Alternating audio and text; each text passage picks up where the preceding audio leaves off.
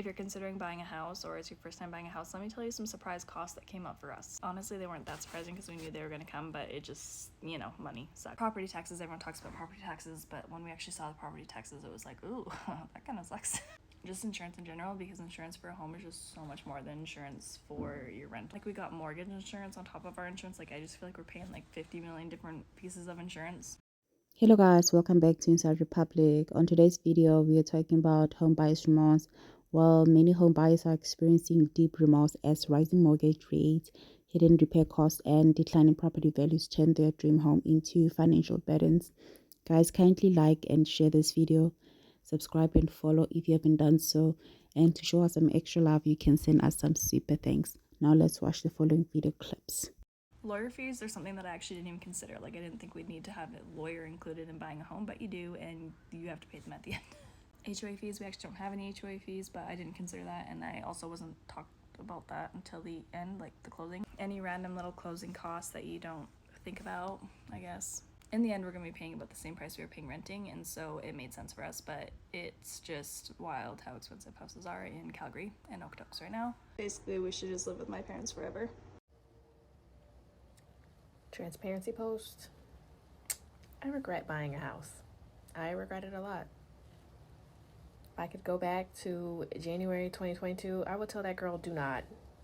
Just find another apartment to move into, because doing all this shit that I have to do for this house and all the unexpected costs, high dollar unexpected costs that I keep running into, to be handling it by myself, is ass. So to all you young women who want to go out and buy a home, I encourage you to really think about it. Talk to some people and really see the ins and outs. I mean, it always sounds good. Oh yeah, your mortgage is only going to be $1,000 until they reevaluate your property taxes, and that bitch goes up $200. It's trash. 85 degrees, your AC is going to go out. You don't want to know how much that costs. It's trash. Things I wish I would have known before I became a homeowner. The person performing the inspection does not work for you, they work for the real estate agent. Make sure to be a part of the inspection. The big questions I always ask, because those are going to be the biggest repairs.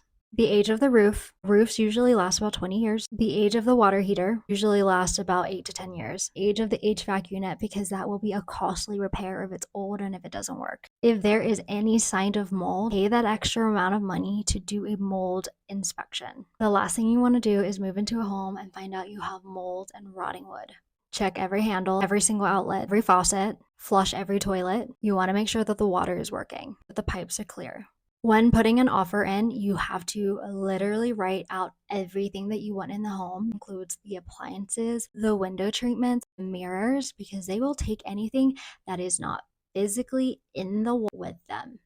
If you do make an offer, I always like to make it contingent in a period so that, if there are multiple offers, yours is going to be the best offer. For example, this offer is only valid for 48 hours. If there is a counter offer, you can escalate it by like $10,000, and they have to make a decision in this 48 hours. If that unit has been sitting on the market for more than 30 days, there is a large room for negotiations. Also, red flags of like what's going on with this property. You can always negotiate your closing cost, the percent that the real estate agents get, the repairs that need to be done. I bought a property when I was 25 without seeing the property in person, never was there for the inspection. So when I helped negotiate a new property, I learned my lesson, and I'm teaching you guys everything I wish I would have known the first time. I've never once regretted buying our house, but if there's ever been a reason to, it is this. We bought our land and started building our first home just over 2 years ago when interest rates were 2.5%, and fast forward to now, our interest rate is almost 3 times that. I recently sat down and worked out how much we've spent on our mortgage so far and how much of that has gone towards interest, and the results are shocking. I mean, it probably shouldn't have come as a huge surprise given our mortgage has gone up by $1,500 a month because of rising interest rates, but the overall costs are still a hard pill to swallow. In total, we spent $76,673.84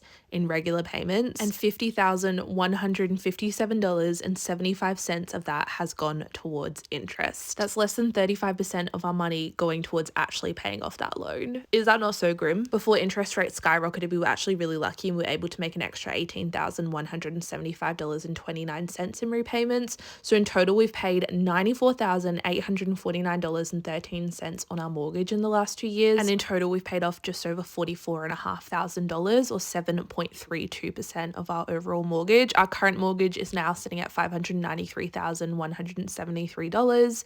And our current goal is to pay off an extra $20,000 by the end of 2024 because I refuse to pay stupid amounts of money on interest for the rest of my life. Thank you very much. My mortgage went up $1,000 and I am not okay. So let me tell you guys, for the longest time, people be screaming from the hilltop, home ownership is not it. Like, don't rush. And I will just be like, I don't understand it because I'm literally chilling, like cheaper than rent. I was bamboozled. So let me tell y'all what they do not tell y'all about real estate. So they do an analysis every year from, at least with the mortgage that I got, right? And so they did an analysis and basically my mortgage increased by $1,000. And I asked them why. And they were like, something about, my house is a new build. And so I guess they charged me for the taxes when it was just the land for 2 years. Then after year 2, they add the taxes with the house actually on it. And they were like, yeah, your builder is supposed to tell you.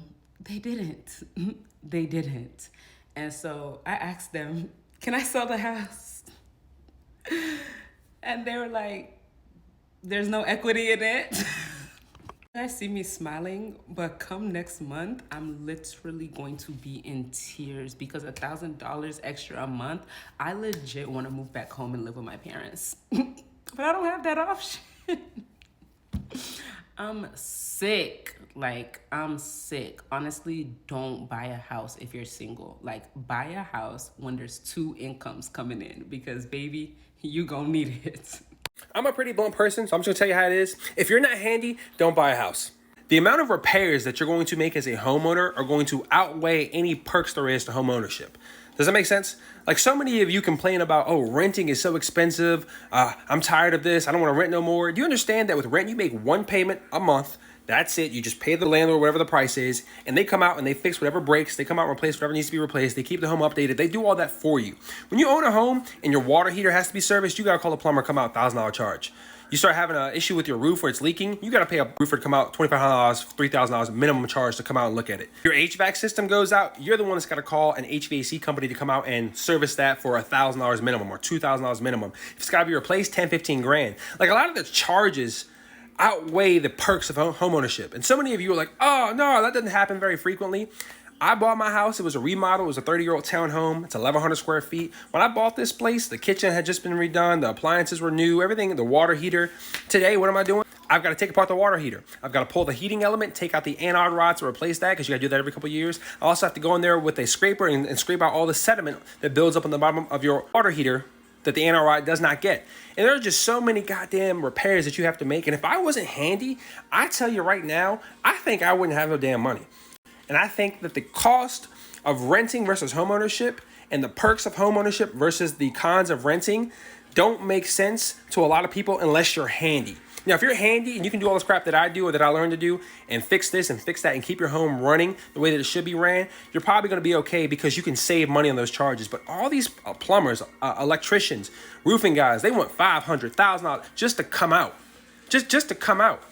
Your windows have to be recaulked every 4 or 5 years because the sun breaks down the caulk and they're not as effective at repelling water without it. So that's got to be resealed every couple of years. And there are just so many damn repairs that you have to make. And I don't think anyone considers that. They just go, I want to buy a home so I can say I own a home. I want to be the guy that owns a home or the girl that owns a home. Don't do that shit.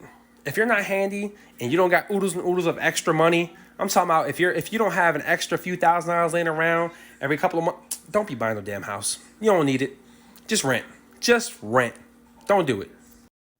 Home buyers are feeling deep remorse as unexpected costs pile up, from lawyer transfer fees that seem impossible to shockingly high repair bills they never saw coming. And many now wish they had stayed with their parents a little longer, especially after realizing their home inspector was more loyal to the real estate agent than to them. And with soaring interest rates, roofs and water heaters aging faster than expected, mandatory mold inspections, and even small expenses like recaulking windows every few years, Some are now stuck in homes with no equity, making selling an impossible task. That's it for now, guys. Don't forget to like this video and send us a super thanks. We'll really appreciate that. Until next time, take care.